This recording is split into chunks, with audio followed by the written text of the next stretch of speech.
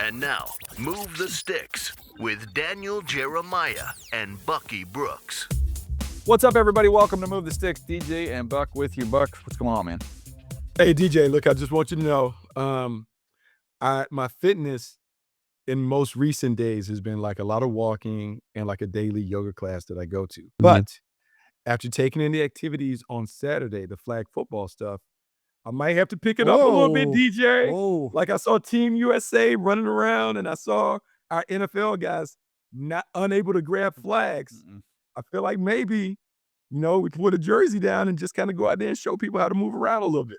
Boy, that was an eye-opener, huh? I mean, until the last game, they got their brakes beat off of them by that American team. By the way, that one dude, I was kind of catching it here and there, so I didn't see it all the way through. The kid, his name was Doucette. Is he related to Early Doucette? He had to be somehow related to him. I wondered.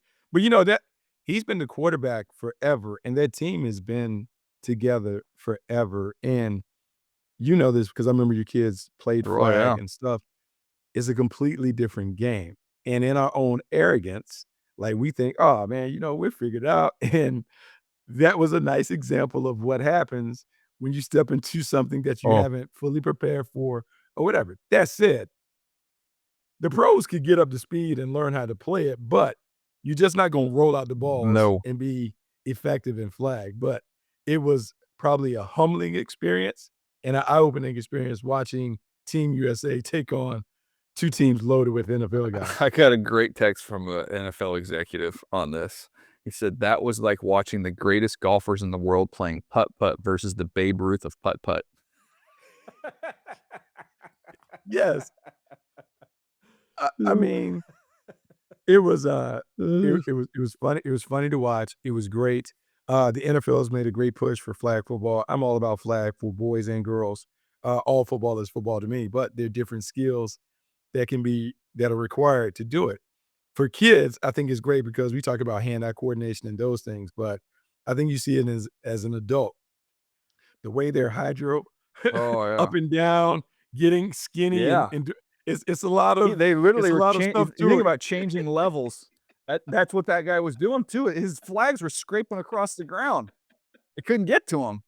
Yeah, I love our guy Luke Kuechly had a tough one, man. I love Luke, but that was not cool. Just put him in space, these little dudes who are so twitchy and dynamic and yeah, to me that was the other thing. Just watching them get sideways and then drop levels. Yeah, that's a different whole skill set. You get killed if you try and do that on an NFL field, but it's a heck of a maneuver and flag. Yeah, and it was dead time of year. It was entertaining to watch. Tom Brady and those guys who put it on. It was kind of funny. They passed out tickets. We had a guy that was a friend who sent a lot of the high school kids went, and they said they had a blast seeing the pros. So it was a cool experience. It was at a little soccer field downtown. LAFC put it on, so it was cool. I can't say that it was packed there, but it was something to watch on a Saturday. Yeah, I found myself just looking at it, just kind of laughing, just going like that. It's a different sport entirely. And if we are going to send NFL players over there, they better lock in and practice a little bit on how you pull flags and some of the other things. But to me, throw size out the window. Just get a bunch of little quick change of direction dudes, man. I was thinking about remember all those like 170-pound running backs we've seen, like Dre Archer and guys like that, like going in the way. Bring them all back. Those guys could all come back now. Just go get it. Bring all the little guys back, and it's a speed game. Keaton Mitchell, Keaton Mitchell be on that team. Yeah, get Keaton Mitchell. Yeah, it's all that, and those guys need to be your pass rushers, and you got to run around. Your quarterback has to be. It's just a different game. It was fun to watch. Give Tom Brady credit. Tom Brady had some nice balls out there, man. He did. Now, if you could put him behind a line that could ensure that he would never get hit, he still can throw it.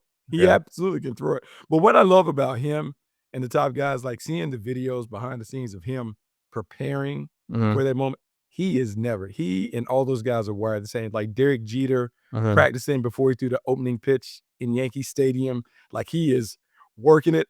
They would never put themselves in a position where they look like they could be embarrassed. No. Ever. Yeah. Ever. He wasn't. No. Never. They will never look like that. They are always going to be ready to go, which I can appreciate. Yeah. Buck, we're getting towards the back end of the pro days here. We've got a few more that'll get us through April, and at that point in time, we can kind of recap what we saw. But I did want to get your thoughts on, where we are right now in terms of the buffeting of workouts is what I would refer to it as. Like, we're not going to have complete numbers on everybody anymore. It's just not going to happen. If guys don't think, they need to do something, they're not going to do it. Nah. I mean, to me, I think it can impact you if you're closely graded with some other folks, but if you've established yourself, I get it. But man, that's where we are. We're gonna see it every year. It's just a buffet. I'll take a little of this. I don't want any of that.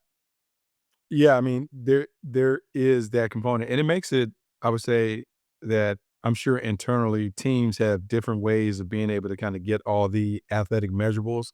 I think a few years ago we talked about the Rams.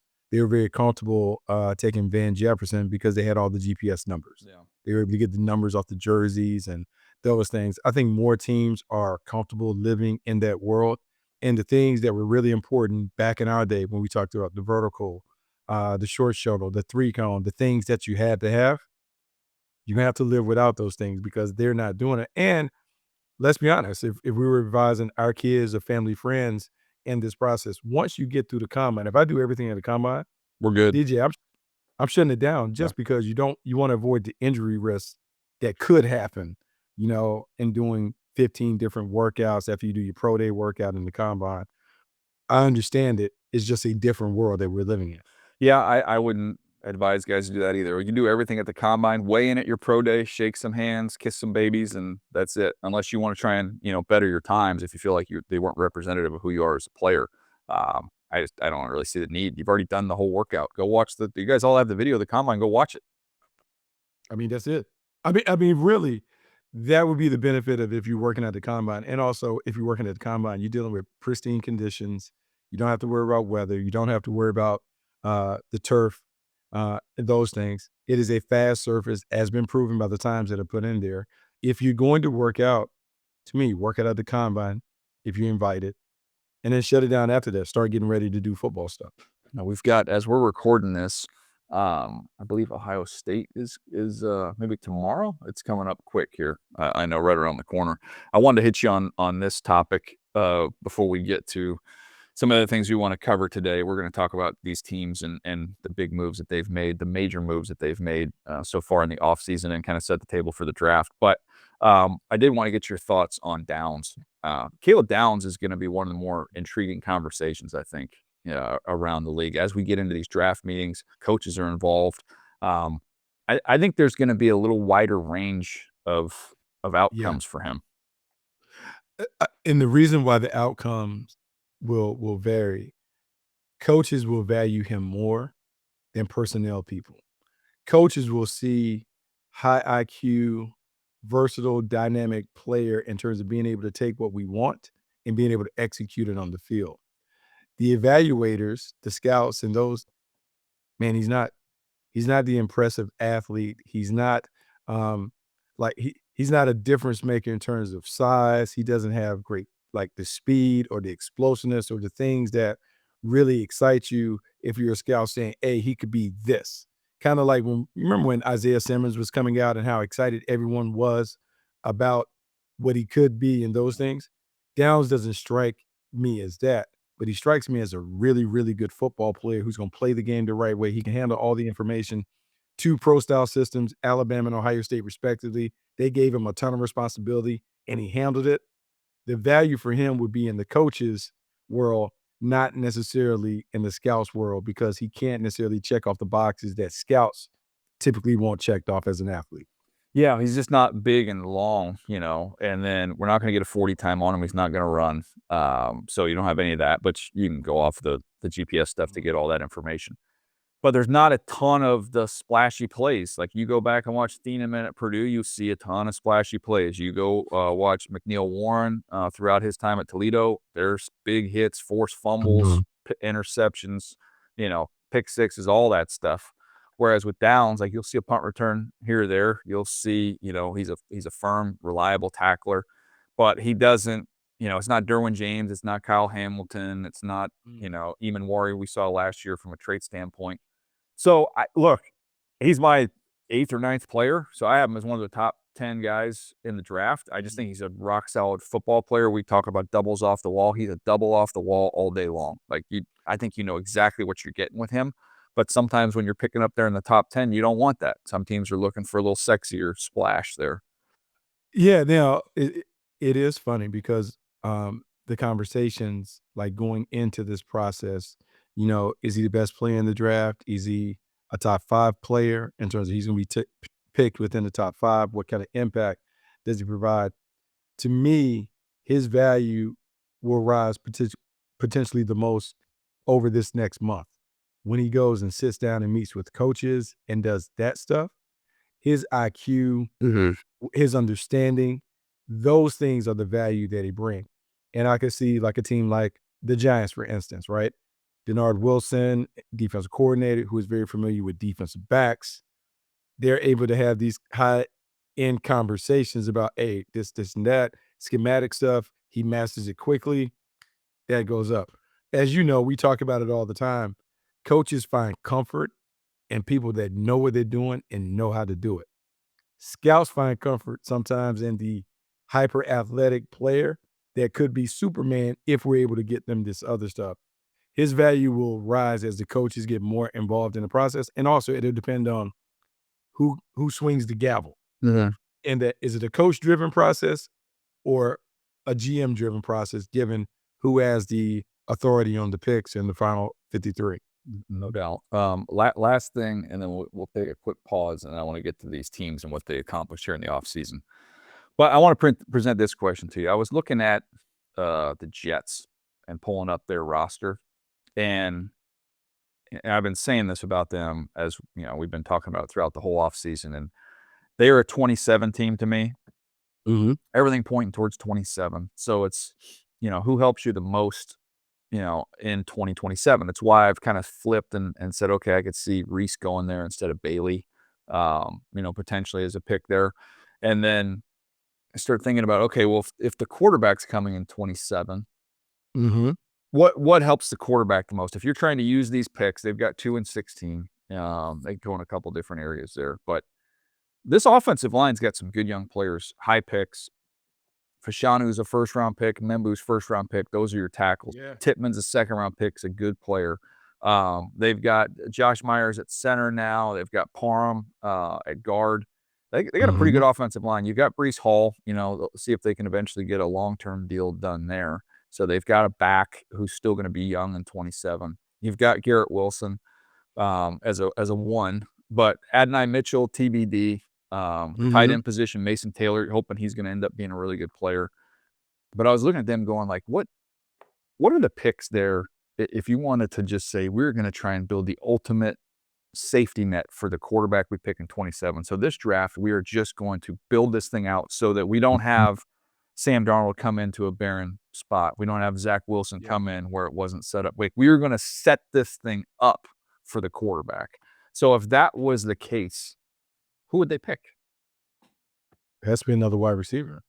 And I would say it has to be someone that complements Garrett Wilson, slot receiver, someone that can work the middle of the field, or a true, I would say, big boy receiver that can play on the outside so I can move Garrett Wilson to Z. Yeah. So to me, it's either an X or a slot receiver, but a receiver would be in play.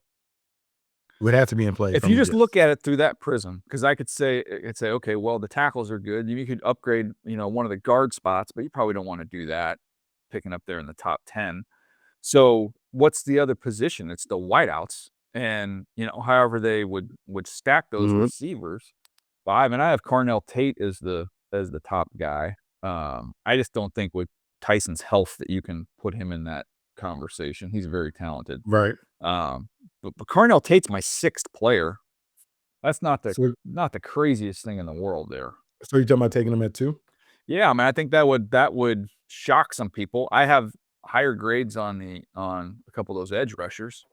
I have Bailey and Reese, and I have Sonny Styles. But I'm just, as a thought exercise, what helps your quarterback, your rookie quarterback in 27? If you just took that approach and said, this is all we're going to do, is we're going to try and build literally a fail-safe here. Like you just, we're going to make it so that whoever we pick in 27 comes into the best quarterback situation we could possibly have for him. It's funny. because I'm in the middle of finishing up this mock draft, and I was looking at their depth chart. And DJ, they certainly, from a talent standpoint, they're not as bad as you would think Yeah. that the team is, the way that they're They discussed and filled talked about. Yeah, and then what they did on defense, they went and got a bunch of veterans that would buy in and do that stuff. You think about DeMario Davis, and they're going to get Noshawn Wright.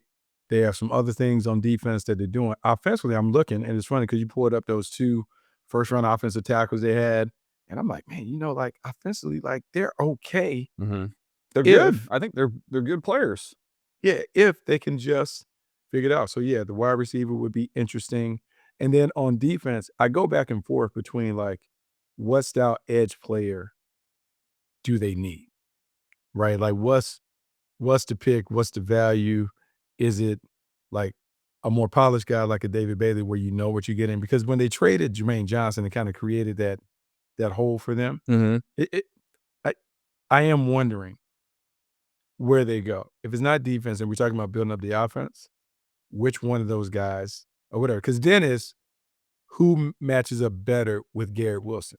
Is it Garrett Wilson and Cardinal Tate that's more dangerous? Or is it Garrett Wilson and Mekhi Lemon? Because I have a true guy that can work outside and the slot, and I think Mekhi Lemon could live in the slot. Garrett Wilson, to me, is a guy that can bounce around and play multiple spots. Are we more dangerous doing that, or are we more dangerous with a stationary player that is my ex that can complement what Garrett Wilson does? The other thing is, like, I know you got Breece Hall, but this is, he's on a tag right now. So Jeremiah Love, I mean, that would be a nice present for a rookie quarterback coming in 27. I mean that would be another one. And the fact that this is not it's not a good running back draft. That if you wanted to, you could probably get a nice little haul for Breece Hall, no pun intended. Yeah. Now, and this is, look, let's be honest. Like, Jeremiah Love is your what rated player? Second or third? 2. So the value, like, matches up, and people gave Dave Gettleman a tough time, but, like, his thought was correct in terms of, if I'm talking about 2, I'm talking about a player that I can envision being a gold jacket player. When I do look at Jeremiah Love and I look at his game, DJ, I could see him being one of the more dominant players in the league and having a career that is different, because he is the ultimate RB1 in today's game. He can run it. He can grind it. He can take it the distance. He can catch it out the backfield. He has wiggle. He'll finish with pop. Like, there's a lot to love about his game. And I can see that in New York. Even if we had both of them for this year, man, that's a hell of a combination to put behind, even fresh, until he graduates. Yeah, like, I mean, if we're staying true to the board, there's a lot to be said for taking Jeremiah Love at 2. Yeah, I don't know. It's just interesting. I was just trying to think about if you really put the blinders on, and with some of these teams who have, it just looks like they're going towards 27. They have 3 first-round picks. You'd like to think they'll have, either they're going to be poorly enough on their own to pick one up there, or they're going to have enough ammunition and firepower to trade up to get, one of the better quarterbacks. But that's just, it was a thought exercise. Wanted to get that out there. All right, let's take a break. We'll come right back. All right, Buck, I'm going to rip through these teams here and give you some of their big signings here of what they accomplished. And then I'm going to go division by division. And I want you to just tell me, I'm going to give you the names. And I want you to give me one team, like one player, one team that you like the most of the addition for the conference or for their division. Okay. You ready to go? All right. Yes, sir. All right, let's start with the AFC East. The Bills bring in DJ Moore, Bradley Chubb. Some of these are trades, some of these are free agents. They re-signed McGovern, and then they re-signed Dawson Knox. The Dolphins, their big fish was Malik Willis. The Patriots get Elijah Vera Tucker coming over from inside the division. Romeo Doubs, Kevin Byard. The Jets, a bunch of veterans, as you mentioned. Geno Smith, Demario Davis, Joseph Asai, Nashawn Wright, and they trade for Minkah Fitzpatrick. So in that division, which move do you like the most? I would say interesting, because the player is not what I call a tier 1 player, but I think he's going to help them the most, and that's Romeo Doubs going to I like that one too. New England. Yeah. The reason I like it is because he plays his part on a wide receiver core that is emerging but was very, very young. And even though we talk about them needing the A.J. Brown type, the true superstar there's something about the way the Patriots have always operated when they've just kind of been kind of able to piecemeal it. To me, he's a nice compliment to the young guys that they have in the holster that are ready to kind of break out and take on bigger responsibilities. Yeah, him and Kyle Williams, Kyle Williams, a young player, rookie last year. That'll be a fun, it'd be a fun influence on Kyle Williams to have someone there with a similar skill set. I like that one a lot. Let's go to the AFC North. The Ravens, after a lot of drama, end up with Trey Hendrickson. Bengals, they bring back Orlando Brown, sign Jonathan Allen, Brian Cook, safety. Browns, they trade for Titus Howard. They sign Zion Johnson. Steelers, Rico Dowdle, Jamel Dean, and they trade for Michael Pittman. That's some good ones. I want to talk about the Pittsburgh Steelers. And the reason why I want to talk about the Pittsburgh Steelers is Michael Pittman to compliment DK Metcalf. To me, it seems like the Pittsburgh Steelers are all in retaining their toughness and physical identity. Those two receivers that they now have on the outside, Michael Pittman and DK Metcalf, they're going to specialize in beating you up, not only as pass catchers, but they're going to be able to factor in the running game. Now, I worry. Who's throwing the ball, I guess, is the question. So it's funny, right? So I'm thinking about this, and I'm thinking about the Ty Simpson conversation, right? Because you and I both have him rated as a day 2 guy, which in my mind, he is all day. However, given Mike McCarthy's ability to develop quarterbacks and all the guys that he's going through, from Aaron Brooks to Aaron Rodgers to Dak Prescott or whatever, he does have a pretty good track record of developing. Is there a scenario where whether Aaron Rodgers comes back or whatever, that Ty Simpson sits for a year, legitimately sits like Aaron Rodgers sat?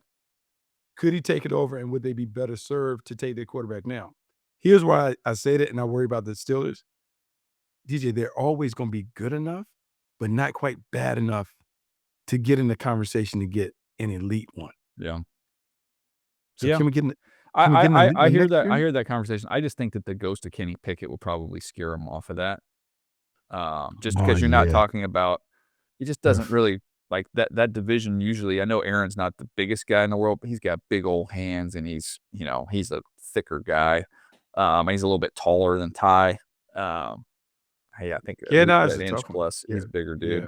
Yeah. I don't know. I just think the limiting starts there would be a little bit worrisome. And I think they do like Will Howard there. I know they took him later, but I mean, for the limited sample size of Ty Simpson, like if you just watch Will Howard's playoff games and what he did in those games, like he'd be like, "Oh, it's his name." Yeah, it's limited run. Had some, played a lot more college games, obviously, but that was a nice ending for him. So I would be surprised if they pulled that there.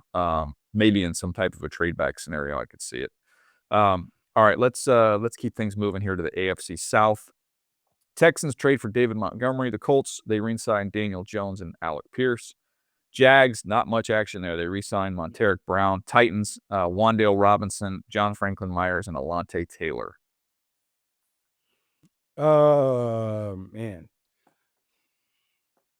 I would say the seismic shift, Daniel Jones and Alec Pierce doing it. Committing to Daniel Jones, doing the transition tag that allowed them to sign Alec Pierce, to me was interesting. And talking to coaches there, they talked about Alec Pierce and how they needed to find a way to give him more opportunities. Obviously, they did that because they cleared out the wide receiver room to give him that space as the number 1 receiver when they traded away Michael Pittman. I'm watching this dude, DJ. This dude averaged over 20 yards per catch for full season. Like, you can't stumble into that the way that he was utilized. And then having done it back-to-back years, he's fascinating. The money's significant, but his presence on that offense, bringing Daniel Jones back, seeing how they jumped out to a 7-1 start, it's interesting because I believe those guys make the Colts extremely competitive to win a division next year, dealing with the Jags and the Texans, in a race that should be very tightly contested. Yeah, I do think, though, the Titans are going to be better. I mean, just the sheer number of guys that they brought in, but they upgraded some spots. Alontae Taylor, I think, is a really good player, too. So the Colts kind of running it back with their same group. The Jags pretty much doing the same thing. The Texans have swapped out some pieces on their offensive line. They bring in Montgomery. But I think the most improved, and obviously they had the most room to improve, I think Tennessee, just with the number of guys they brought in. We'll see if they focus heavy on the offensive side after going pretty defensive heavy in free agency. The West, last one in the AFC. Broncos, the Jalen Waddle trade. You get J.K. Dobbins. You get the Chiefs with Kenneth Walker. You bring back Kelsey. The Raiders, Linderbaum, Nakobe Dean, Quay Walker, Jalen Naylor, amongst others. Chargers, Biotish to come in and play center, and Cole Strange at guard. So inside that division, some interesting moves, some big moves there. Yeah, the biggest move, Max Crosby plus all the free agent things. DJ, if you told the Raiders, like, Max Crosby wasn't on their team, but they were able to get a player of that ilk to go with the free agent class, they would be ecstatic. And so in essence, they got a better team and somehow found a way to retain their best player that they were trying to give away, but they brought him back and he signed on. This team, I'm not saying they're going to contend, but this team is significantly better, particularly on the defensive side of the ball. The system that we always talk about loving, the QBX system, the Shanahan system, whatever variant that they bring out, works well traditionally with any type quarterback. They're well positioned to be a more competitive team. And I can say this and still know that they could finish 4th out of 4th in the division, despite being a much better team, not only on paper, but between the lines. Yeah, I know. I'm excited to see what they look like. It's going to look like a little bit of a different team with some of those pieces that they brought in. Definitely some upgrades there. Let's get to the NFC. Cowboys, NFC East. Franchise Pickens, Javonte Williams comes back. Giants, Isaiah Likely, Tremaine Edmonds. Eagles, Jordan Davis signs an extension. They signed Tariq Woolen. They re-signed Dallas Goedert. The Commanders, they give Laramie Tunsil an extension, and they re-signed Marcus Mariota.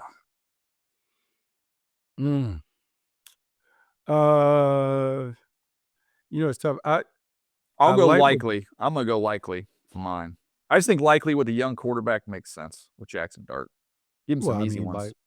If you're going to go Baltimore North, they know him too. That usually helps when you're talking about that. Well, that certainly helps because it will unlock them. Their offense has a chance to get it going. I still believe they need to attack that right tackle spot, even though they brought the veteran back. To me, you still want to make sure that front line can dominate. When I look at the Dallas Cowboys, I'm intrigued by what they've done on defense. Rashard Gary is interesting to put him alongside his former teammate, Kenny Clark. You have Quentin Williams. You're trying to figure out what you're going to do with this linebacker core and the secondary, but some of the moves that they've made in bringing in veterans at those spots help them. It's just a matter of can they cap it off with a really good draft class. But defensively, they should be able to get close to the middle of the pack. And then the onus is on the offense to be able to do what they've done the last few years, put points on the board. No doubt. Let's scoot along to the NFC North. Bears, Devin Bush comes in, linebacker Kobe Bryant, safety, Garrett Bradbury, the center. Lions, bring in Pacheco. Packers trade for Zaire Franklin. The Vikings, Kyler Murray, Aaron Jones. Kyler Murray's the headliner there, man. Easy. Yeah, he's a headliner. He's everything. And knowing KOC well, you know him particularly well. He would go way back just thinking about what he can do with a player of that kind of talent. Kyler Murray is extraordinary. And when he's locked in and playing, man, he's played at a level where he's been a Pro Bowl player. He has been a player that can really put the team on his back. Now he has all the pieces around him to really showcase his talents as a dynamic dual threat. I am just curious, how is KOC going to find a way to continue to unlock these players with these scripted winners? Yeah. And how can he do it while also playing to Kyler Murray's strengths as a passer? Watching that experimentation process over the course of offseason workouts, training camp, that's a big part of success that will or won't happen in Minnesota. I'd be curious to see how expansive he gets with the playbook. Like, I'm just imagining in my head, like, you get short yardage and you've got Justin Jefferson or Addison in orbit motion, and we're going to run speed option with Kyler Murray with flipping the ball out to one of those two guys. So many different places. He should be so much better coming off the injury, 2 years removed from it. Just confidence. And I'll say this because he's a competitor. I just know you've poked the bear a little bit when you've outright cut him. Yeah. This will be the best version that we see of him, because if we don't see that, he won't play much longer in the league. I think this will be the version, the motivated, I'm going to show you version the best version of Kyler Murray that we'll ever see. Yeah, I'm looking forward to it. NFC South, not much action here, but you've got Tua, and then they franchise Kyle Pitts with the Falcons and the Panthers. The big fish they reeled in was Jalen Phillips. So those are the two big moves in that division. With Jalen Phillips and Devin Lloyd. Uh-huh. They're interested in the defense needs to get better. And they needed to have some players that could complement what they have in Derek Brown. They do that. You have Joe Horn on the outside. They didn't finish with a winning record, but they won the division. They got some playoff experience. They have a sense and a smell of what it's like to be a playoff team. Now they've added better players. You would like to think that they're on the rise. Yep. One that I didn't mention, David Edwards with the Saints. I liked helped that offensive line there. I thought that was a good one.